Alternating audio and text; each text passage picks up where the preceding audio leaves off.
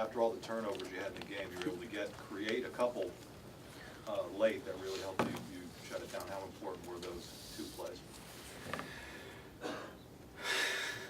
You know what I'd like to talk about? I'd like to talk about how we played so hard, and we were down 2 guys, and we came to play, and we battled, and we competed, and we played 40 minutes as hard as we could on the defensive end, and gave Minnesota only 58 points, only 6 threes, well below their average. That's what I'd like to talk about. Instead of starting with the turnovers, I'd like to talk about something positive. No, I'm talking about you forcing 2 turnovers at the end of the game. Thank you. Yes, that was huge. Ross Travis, I'm kidding, Mark. It's okay. Ross Travis and Jordan Dickerson did some really good things down the stretch there. Just altering shots, deflections. We keeping them out of the paint at the end there. We work on end of game situations all the time, and you just hope in the moment that they do everything you want them to do. And I felt like they did. And we were, usually Brandon Taylor's in the game at that time. So it was kind of new for some different guys. And so Devin Foster in at the end, doing some good things. So I was really proud of the way we finished that game to take that victory. Coach, going back to, you guys are down 2 guys. How happy are you with Peyton Banks' performance down the stretch there, and also with all the supporting cast kind of making up for DJ's, I don't want to say funk, but We're so used to DJ Newbill being so efficient, so for us to look and see his line, just shooting line, because he got 11 rebounds, 12 points, and 5 assists. I mean, I'll focus on that. But it's great to see other guys step up. Gino in the first half, Peyton in the first half, Devin Foster throughout the game, Jordan. I felt bad for Julian. I think you guys were about to see Julian Moore really step up and do some different things because he's really skilled and he has a big-time motor.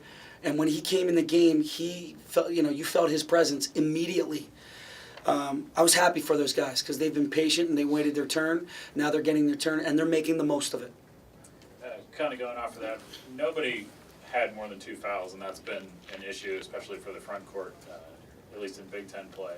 How big was their effort tonight, especially from whatever it was, the 9 blocks or what have you, to have those guys be an impact without fouling? Ben, I look down, I look at the box score here, and I see 12. There's been games I see 12 for the first half. So it's nice to see us play hard together, over-communicate, and do it without fouling. And then it was great to see Jordan really step up because he only played 2 minutes last game. And he really stepped up for his teammates and did some great things on the defensive end for us to help us, keep the lead, build the lead. What do you think of your transition game tonight? Got a couple runouts offensively, but defensively it seemed like Minnesota's guards had no room to breathe whenever they got into the paint tonight. Yeah, it was a big point of emphasis for us to sprint back, build walls, locate shooters. Again, our guys really communicated. And the last 2 practices, they were as good as they've been prior to Michigan State. I mean, really prior to Rutgers. Just 2 really solid, energetic, passionate practices where the guys are just wanting to get better so we can be the best team that we can be by the end of the year. And I think that's what you saw tonight for long stretches. You guys had, as Mark mentioned, a little bit of trouble with the press, but you also attacked it and got some points out. How big was it to get points from it that way on a night when DJ's not? Yeah, I told him to have fun. We talked yesterday. We said, look, they're going to press us. They're going to come after us, especially when you got a nice halftime lead. There was no question in my mind he was going to come after us and give them credit. I mean, give Richard credit for their second half. They really did a great job of speeding us up and getting out of rhythm. But I told the guys, pick and choose your spots. If we miss a few times in a row, a couple turnovers, maybe not the best time.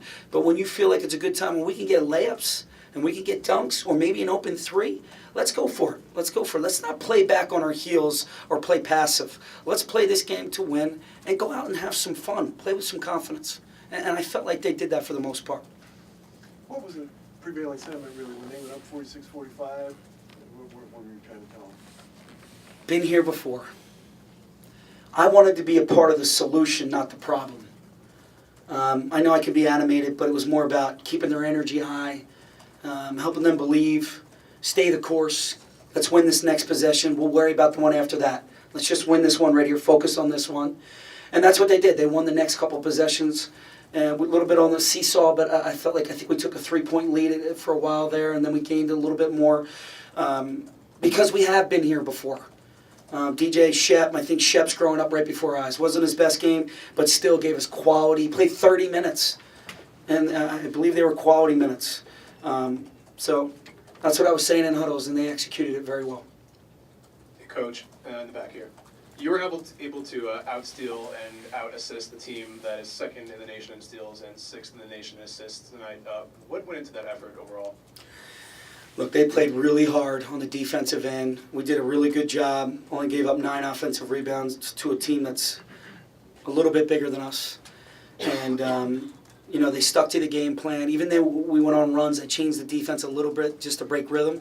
And our guys did a great job when I was mixing and matching and changing some things according to their personnel. But when they're that dialed in and they're focused, we're a really good defensive team. Now, Rutgers, we made shots, so defense was really good. Rebound was really good. Tonight, we didn't make shots, especially in the second half, and our defense was still pretty good, and our rebounding was pretty good, and our communication was pretty good. That's what excites me the most. Coach, when did you know you wouldn't have Brandon? And he was dressed. Does that mean he's pretty close to be able to come back and play again? He's still day-to-day, and I probably knew immediately after the game the other day, but I just felt like let's let our trainers, and we got a great trainer, great physicians, Saz, Dr. Billy Sebastianelli, they're terrific, and sometimes those guys can do miracles. But I just feel for Brandon, it wouldn't be best to rush him back. And it was exciting to see our team step up for him. Do you think being in uniform can help with the psyche at least, too? It could help him, it could help our team. Playing a little poker, though, put him in uniform, make him think that he might play. Have some fun with it. Coach, kind of off of that, you've talked for so long, right? You've talked for so long about, having everybody pitch in and score points. Is this what you had in mind when you were talking about that, or is there, something else that you're looking for? I think the first half, I think you saw, I always used to say to you guys, there's a better team within this team. And I think it's starting to slowly come out. And I think you saw it in the first half. I thought we did some good things. I mean, again, for us to have 14 assists, that puts a lot of pressure on the defense when we're sharing the ball like that, doing different things. We can still get a heck of a lot better. And we got, a month and a half to go here. And I like the direction we're headed in. Couple more. Just to play off that kind of midterm report, you're almost halfway through the Big Ten season. You hit to the road after this long 2-game win streak. Just talk about the state of the team and how things are looking down the stretch of the season. At no point did I think that we were going to lose this team at all. They were totally dialed in, even when we started, and we had some really difficult losses, Rutgers, Purdue, Michigan. I'll just say the home games. They just wanted to get better, and they were wide-eyed and open-eared, and what can we do next? What's the next step for us? How can we get stops? How can we rebound better? How can we, transition? Whatever it was, they were open ears and wanted to get better. And I give that credit to DJ with his leadership and the leadership council. They really did a good job of keeping these guys dialed in. So after these 2 games, it's good to see us play some good basketball. We have a little catch-up to do, but we're going to take it one day at a time and be the best team we can be by the end of the year. Coach, DJ obviously started slow tonight, but then when the game got close, DJ scored 10 of the last 14 points, really propelled you guys towards that win. Have you just sort of come to expect that from him at this point, or what do you think of his play down the stretch? I'm going to say 2 things. One is I was really excited about our team stepping up for DJ when he wasn't himself. And then for a fifth-year senior to step up the way he did, command the ball, make great decisions, had a couple dimes, get himself to the free throw line, big N1, little things like that. That's what you want your leader to do, your big-time captain to step up and do great things for you.